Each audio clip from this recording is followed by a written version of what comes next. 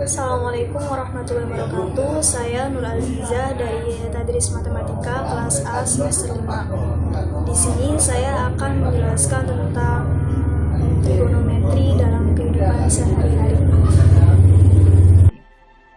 Mata kuliah Kapita Selekta Matematika 3. Baik, langsung saja. Dalam materi trigonometri ini, sedikit saya akan menjelaskan tentang perbandingan trigonometri, aturan segitiga, identitas trigonometri, dan grafik fungsi trigonometri dalam kehidupan sehari-hari.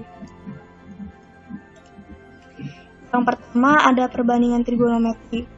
Sebelum kita memahami apa itu perbandingan trigonometri, kita pahami dulu apa itu trigonometri. Trigonometri awalnya dikembangkan oleh orang Yunani pada tahun 320 sebelum Masehi. Sehingga trigonometri ini berasal dari bahasa Yunani, yaitu trigonom yang berarti 3 sudut dan metron yang berarti mengukur.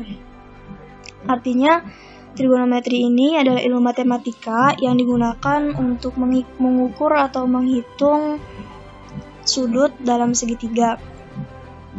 Sehingga dalam isi atau penjelasan materi trigonometri ini tidak lepas dari aturan segitiga.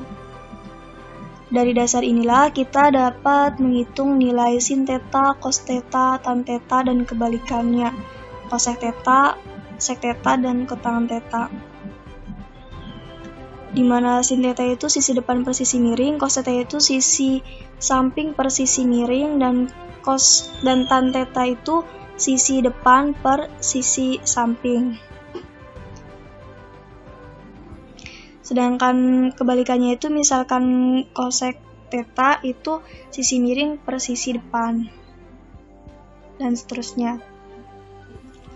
Selanjutnya, misalkan kita mencari nilai sin 60 derajat. Nah, untuk menghitung sin 60 derajat kita gunakan aturan lingkaran satu-satuan, di mana nilai jari-jari dalam satu lingkaran ini bernilai satu satuan. Jadi jari-jarinya itu 1.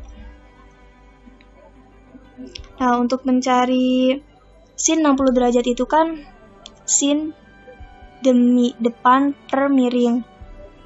Artinya panjang depan per panjang sisi miring. Panjang depan ini 1/2 akar 3. Sebenarnya di sini 1/2 akar 3 ya. Setengah 1 per akar 2, 1/2 akar 3. Ini setengah akar 2, setengah akar 3, dan 1. Nah, karena panjang sisi depannya itu 1/2 akar 3, sisi miringnya itu 1, maka sin 60 derajat itu 1/2 akar 3 per 1, sehingga sin 60 derajat itu adalah 1/2 akar 3.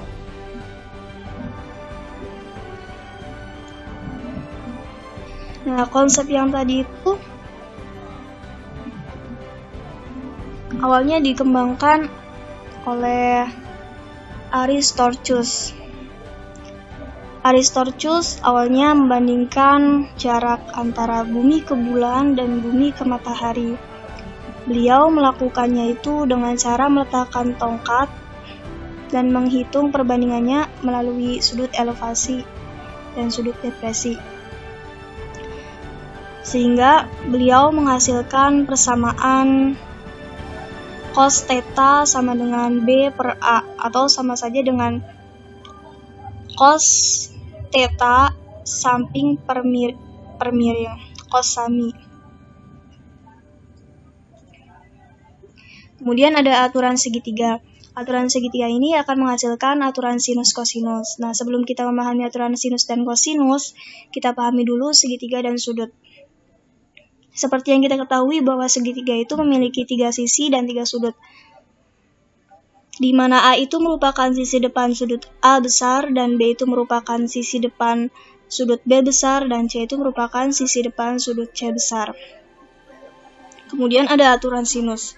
Aturan sinus itu sederhananya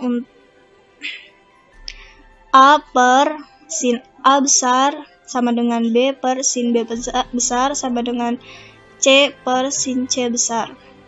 Sedangkan aturan kosinus itu digunakan untuk persamaan untuk permasalahan sisi, sudut sisi, sisi.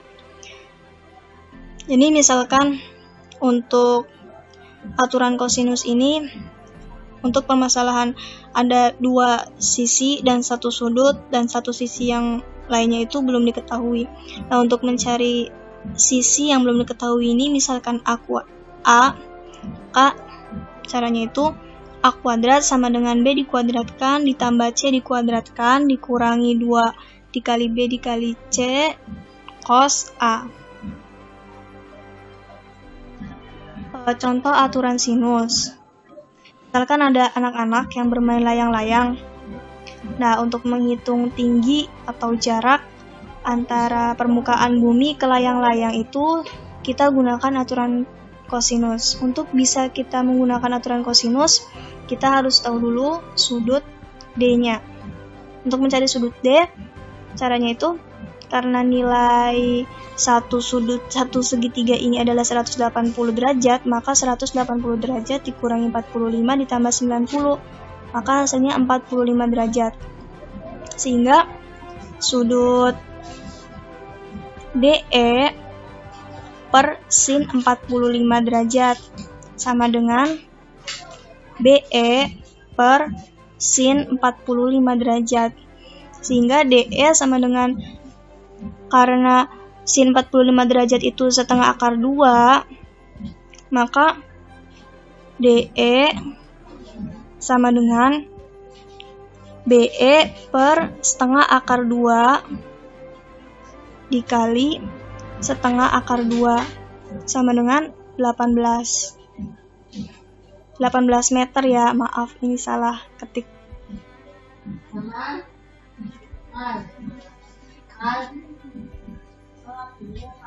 Nah, konsep yang tadi itu bisa kita gunakan dalam kehidupan sehari. Misalkan kita mencari tinggi pohon ini, kita dapat menggunakan mata kita untuk mengetahui sudut depresi dari sinar matahari,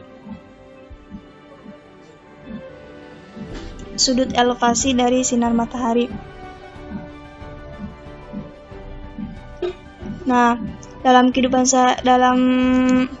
dalam penerapan trigonometri juga bisa kita gunakan untuk mengetahui arah kiblat. Karena kutub utara ini bernilai tetap dan Ka'bah itu bernilai tetap, nah maka kita bisa menghitung di mana letak kita atau koordinat kita. Dari sini kita bisa menghitungnya. Ini menggunakan trigonometri bola.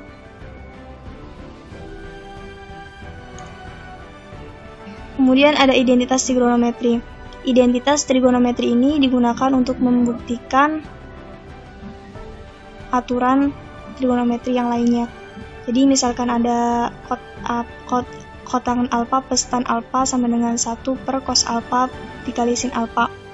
Dibuktikan.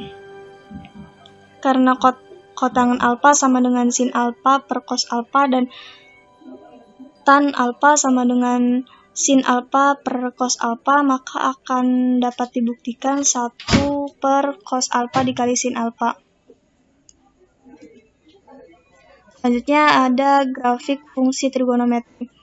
Seperti yang di awal tadi, untuk mencari sin 30 derajat itu, kita dapat menggunakan lingkaran satu satuan.